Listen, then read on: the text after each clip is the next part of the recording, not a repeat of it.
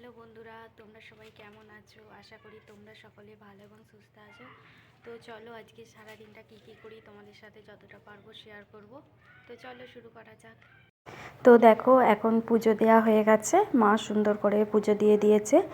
আর জবা ফুল তো আমাদের গাছেই ফোটে, আর খুব সুন্দর করে সাজিয়ে দিলে বেশ ভালোই লাগে দেখতে। আর এখন দেখো দাদাই আমার মানুকে কোলে নিয়ে ঘুরে বেড়াচ্ছে, আর ও এখন ঘুরুক।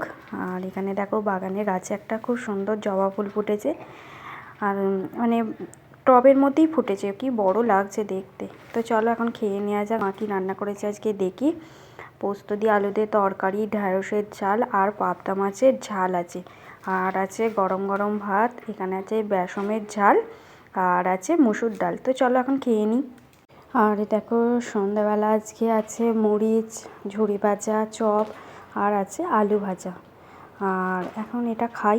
তো চলো খাওয়া দাওয়ার পরে একটু আঁকবো বলে বসেছি, এখন এঁকে নিই। আজকের মতন টাটা।